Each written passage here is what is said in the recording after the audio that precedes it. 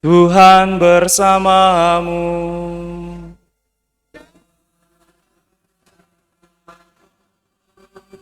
Inilah Injil suci menurut Lukas.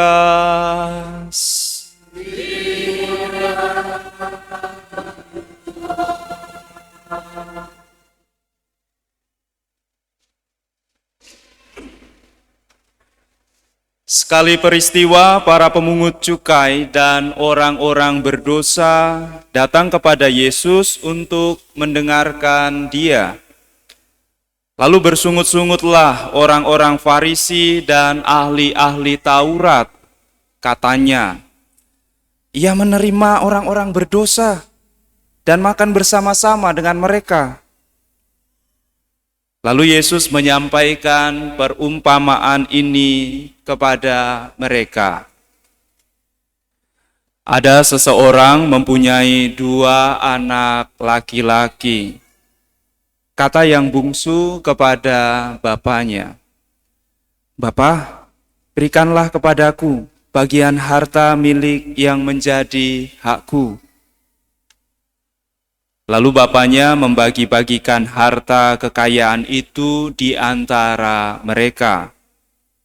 Beberapa hari kemudian, anak bungsu itu menjual seluruh bagiannya, lalu pergi ke negeri yang jauh. Di sana ia memboroskan harta miliknya itu dengan hidup berfoya-foya. Setelah dihabiskan semua harta miliknya, timbullah bencana kelaparan di dalam negeri itu, dan ia pun mulai melarat. Lalu ia pergi dan bekerja pada seorang warga di negeri itu. Orang itu menyuruhnya ke ladang untuk menjaga babinya. Lalu ia ingin mengisi perutnya dengan ampas yang menjadi makanan babi itu, tetapi tidak seorang pun memberikan sesuatu kepadanya. Lalu ia menyadari keadaannya, katanya, "Betapa banyaknya orang upahan Bapakku yang berlimpah-limpah makanannya, tetapi aku di sini mati kelaparan. Aku akan bangkit dan pergi kepada Bapakku dan berkata kepadanya, Bapa, aku telah berdosa terhadap surga dan terhadap Bapa. Aku tidak layak lagi disebut anak Bapa. Jadikanlah aku sebagai salah seorang upahan Bapa." Lalu bangkitlah ia dan pergi kepada bapaknya. Ketika ia masih jauh, bapaknya telah melihat dia, lalu tergeraklah hatinya oleh belas kasihan. Bapak itu berlari mendapatkan dia, lalu merangkul dan mencium dia. Kata anak itu kepadanya, "Bapa, aku telah berdosa terhadap surga dan terhadap Bapa. Aku tidak layak lagi disebut anak Bapa." Tetapi Bapa itu berkata kepada hamba-hambanya, "Lekaslah, bawa kemari pakaian yang terbaik, pakaikanlah itu kepadanya. Kenakanlah cincin pada jarinya dan sepatu pada kakinya. Ambillah anak lembu yang gemuk itu, sembelihlah, dan marilah kita makan dan bersukacita. Sebab anakku ini telah mati dan menjadi hidup kembali. Ia telah hilang dan didapat kembali." Lalu mulailah mereka bersukacita. Tetapi anaknya yang sulung sedang berada di ladang. Ketika pulang dan dekat ke rumah, ia mendengar suara musik dan nyanyian tari-tarian. Lalu ia memanggil salah seorang hamba dan bertanya kepadanya, "Apa arti semuanya itu?" Jawab hamba itu, "Adikmu telah kembali dan ayahmu telah menyembelih anak lembu gemuk, karena ia mendapatkan kembali anak itu dalam keadaan sehat." Maka marahlah anak sulung itu dan ia tidak mau masuk. Lalu bapaknya keluar dan membujuk dia. Tetapi ia menjawab bapaknya, katanya, "Telah bertahun-tahun aku melayani engkau, dan belum pernah aku melanggar perintahmu. Tetapi kepadaku belum pernah engkau memberikan seekor anak kambing pun untuk bersuka cita dengan sahabat-sahabatku. Tetapi baru saja datang anakmu yang telah memboroskan harta kekayaanmu bersama-sama dengan pelacur-pelacur, maka engkau menyembelih anak lembu gemuk itu untuk dia."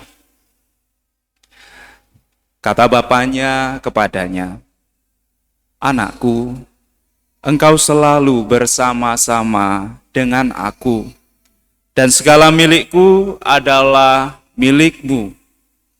Kita patut bersuka cita dan bergembira, karena adikmu telah mati dan menjadi hidup kembali. Ia telah hilang dan didapat kembali."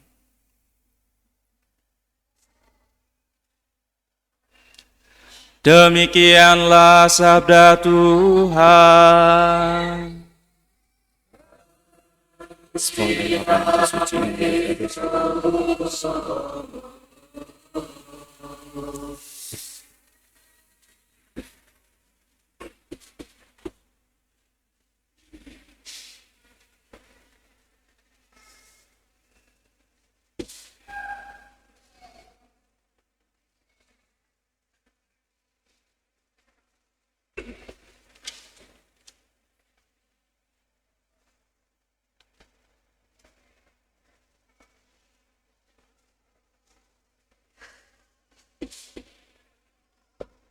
Para suster, saudara-saudari, dan adik-adikku yang terkasih dalam Tuhan, hari ini hari Minggu Prapaskah yang keempat, biasa kita sebut sebagai hari Minggu Letare, artinya bersukacitalah. Hari Minggu bersukacita, ya, sebenarnya boleh dihias altarnya, kemudian musiknya boleh lebih meriah seperti itu kalau Minggu Letare. Berbeda dengan hari Minggu Prapaskah yang lain. Kalau hari Minggu Prapaskah sebelum ini kita mendengarkan begitu banyak bacaan-bacaan tentang pertobatan. Lalu hari ini sukacita itu disebutkan dan kita rayakan karena hari ini yang menjadi sentral utamanya adalah belas kasih Allah. Maka kalau ketika saya kuliah dulu, dosen teologi saya mengatakan seharusnya perikop ini judulnya bukan anak yang hilang, tetapi judulnya adalah belas kasih Sang Bapa, ya. Karena memang yang menjadi sentral adalah belas kasih, dan karena itulah kita bersukacita. Bukan hanya dalam Injil, tetapi melalui ketiga bacaan hari ini, kita semakin yakin harapannya dan semakin percaya bahwa Allah itu amat sangat sungguh begitu luar biasa murah hati. Sukacita kita janganlah digantungkan pada kekuatan atau jasa kita sendiri. Kita harus menyadari bahwa segala sesuatu yang kita dapatkan dan kita miliki adalah belas kasih Allah. Dalam bacaan pertama tadi dari Yosua, bagaimana Allah senantiasa mendampingi orang-orang Israel dalam eksodusnya, keluarannya menuju tanah terjanji. Dan ketika tidak ada makanan, Allah mengutus mana dari langit. Dan ketika sudah sampai ke tanah terjanji, Allah membiarkan mereka makan dari tanah yang diolah. Tetapi yang menarik di sini, Yosua mengatakan, mereka makan yang dihasilkan tanah Kanaan. Bukan dikatakan mereka makan yang dihasilkan oleh tanah yang mereka olah. Dengan mengatakan kamu menerima dari tanah Kanaan, mau mengatakan bahwa yang kamu terima bukan pertama-tama dari kekuatanmu mengolah tanah, tetapi karena tanah itu disediakan oleh Allah bagimu dan akhirnya kamu bisa makan. Maka karena inilah kita bersuka cita. Jangan sekali-sekali menggantungkan sukacita kita pada kekuatan kita sendiri karena itu akan berakhir. Tetapi kalau kita menggantungkan sukacita kita pada belas kasih Allah, maka itu akan selamanya. Dan belas kasih Allah itu sudah tersedia. Tadi ketika saya memulai misa itu, di bayangan saya itu belas kasih Allah itu, walaupun jangan dipikirkan lurus-lurus ya. Belas kasih Allah itu seumpama rumah makan all you can eat ya. Yang sudah tersedia di situ. Maka kapan belas kasih Allah itu berakhir? Ya saat kita tidak mau lagi mengambilnya dan pergi dari hadapan belas kasih Allah itu. Dan celakanya, namanya rumah all you can eat, tidak boleh dibawa pulang ya, belas kasih itu. Karena ketika dibawa pulang nggak bisa direfill lagi. Dan itulah yang terjadi kepada si bungsu. Dalam Injil kita melihat bagaimana anak bungsu sungguh berdosa. Dia meminta warisan selagi ayahnya masih hidup. Itu sama saja kasarnya itu, karena bahasa Injil sudah diperhalus ya. Kasarnya anak bungsu itu seperti ini. Bapak, mana warisan saya karena sebentar lagi kamu mati, seperti itu. Itu bahasa kasarnya. Atau saya doakan sebentar lagi kamu mati, makanya bagilah warisan itu. Dan dia pikir dengan menggunakan harta, karunia, bakat, kebebasan yang dianugerahkan bapaknya ketika bersama-sama dengan dia bisa mengatur sukacitanya sendiri. Dia mau lepas dari sang bapa dan mau menemukan sukacita dari kekuatannya sendiri. Si bungsu berpikir ia akan memperoleh sukacita besar dengan mengatur hidupnya sendiri. Ternyata keliru dan salah. Setelah dia mengalami situasi yang tidak pernah dia alami ketika dia bersama dengan bapaknya, ketika si bungsu mengalami situasi, kondisi yang tidak pernah dia alami ketika dia bersama bapaknya, akhirnya dia sadar bahwa sukacita yang dia miliki selama ini bukan karena banyaknya harta bapaknya, tetapi karena ia bersama bapaknya. Maka sukacitanya dia itu, akhirnya dia sadar, bukan karena banyaknya harta bapaknya, tetapi karena dia bersama-sama dengan bapaknya. Maka pun kalau dia kembali diterima sebagai seorang budak saja, dia sudah luar biasa gembira.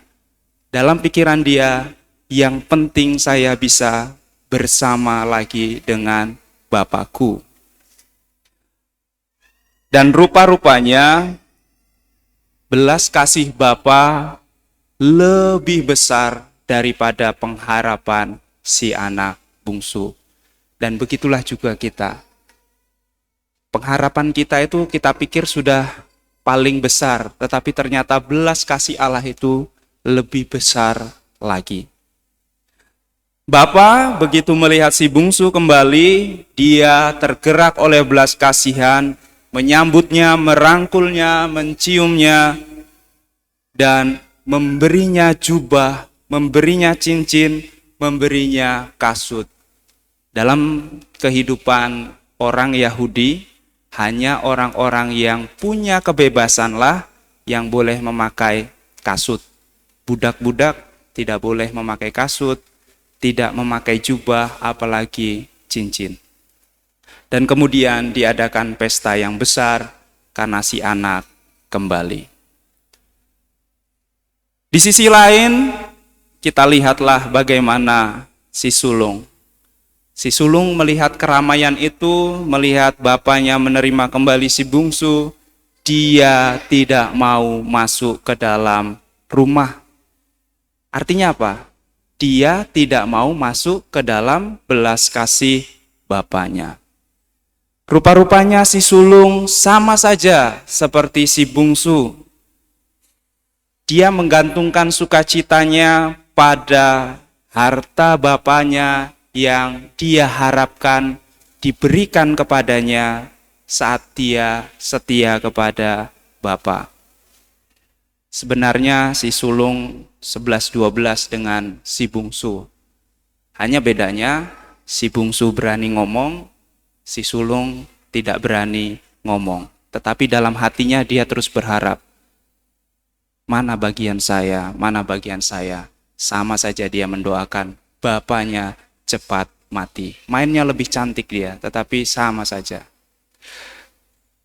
Dan ketika si bapa menerima si bungsu, kita dengarlah dalam Injil. Saking marahnya si sulung, dia memutus hubungannya dengan bapaknya. Dari mana kita tahu? Telah bertahun-tahun aku melayani kau. Aku melayani kau.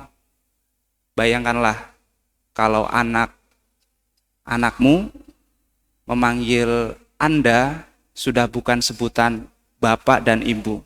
Artinya dia sudah nggak mau. Jadi si sulung berkata, bertahun-tahun aku melayani engkau, melayani kau. Dia bukan mengatakan melayani Bapa. Artinya dia sudah tidak mau berhubungan dengan bapaknya kalau dia menerima si bungsu. Belum pernah aku melanggar perintah engkau, dan belum pernah engkau memberi aku seekor anak kambing. Tapi baru saja datang anakmu. Dia sudah tidak mengakui adiknya lagi. Dia nggak mau berkata, sudah datang adikku yang berdosa. Dia tidak mau menggunakan kata-kata itu, tetapi mengatakan anakmu. Maka kita sudah tidak ada hubungan lagi. Kalau kamu menerima dia, berarti kita sudah tidak ada hubungan lagi. Dan lihatlah jawaban si bapa yang begitu berbelas kasih, walaupun sudah dimaki-maki, dipanggil kau-kau, tetapi si bapa berkata, anakku, engkau selalu bersama-sama dengan aku.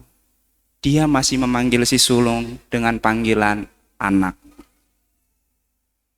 Kita patut bersukacita dan bergembira karena adikmu. Meskipun si sulung berkata anakmu, tetapi si bapa berkata itu adikmu. Maka si bapa karena belas kasihnya selalu mengingatkan kita untuk bersatu. Mungkin kita bisa saling marah-marahan satu sama lain, tetapi si Bapa kita yang di surga selalu mengingatkan kita bahwa kita adalah saudara satu sama lain. Kita adalah adik, kita adalah kakak bagi satu sama lain. Para suster, saudara-saudari dan adik-adikku yang terkasih, kasih Bapalah yang harus menjadi sukacita kita, karena belas kasihnya itu menyatukan.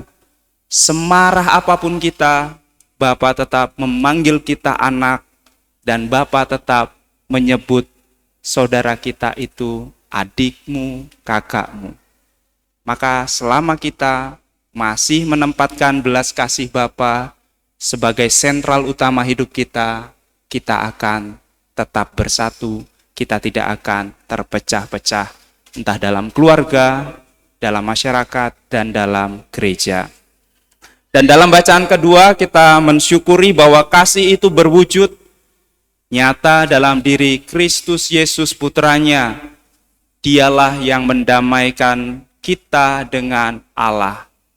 Dan Paulus mengatakan dengan bahasa yang seperti saya katakan tadi, Sampai kapan belas kasih Allah itu tersedia untuk kita? Sampai kita sendiri tidak mau mengambilnya. Maka Paulus mengatakan, berilah dirimu didamaikan. Maka mari kita tinggal dalam belas kasih Allah itu yang terwujud dalam diri putranya Yesus Kristus. Tinggallah dalam kasih-Nya, dalam ajarannya, dalam pengorbanannya. Sambutlah belas kasih Allah, pengampunan yang ditawarkannya, yang diteruskannya melalui gereja, melalui sakramen-sakramen, ekaristi, baptis, pertobatan yang terutama. Belas kasih Allah, pengampunan Allah sudah tersedia. Pertanyaannya, apakah kita mau mengambilnya atau tidak? Maka para suster, saudara-saudari, dan adik-adikku yang terkasih, kalau kita masih berdosa, masih jauh seperti si bungsu, bertobatlah. Dan kalau kita masih iri, tidak mau gereja karena ada orang yang tidak kita senangi di gereja, sama seperti si sulung, bertobatlah. Dan jadilah murah hati seperti Bapamu. Kapanpun kamu siap mengambil belas kasih Allah, belas kasih itu selalu tersedia. Sampai kapan? Sampai nanti kita mati. Ketika kita mati, kita tidak bisa lagi mengambil tawaran belas kasih itu. Ambillah belas kasih Allah Bapa melalui putranya, dan Roh Kudus akan menyucikan diri kita. Semoga Tuhan berserta dan senantiasa menyukakan hati kita. Amin.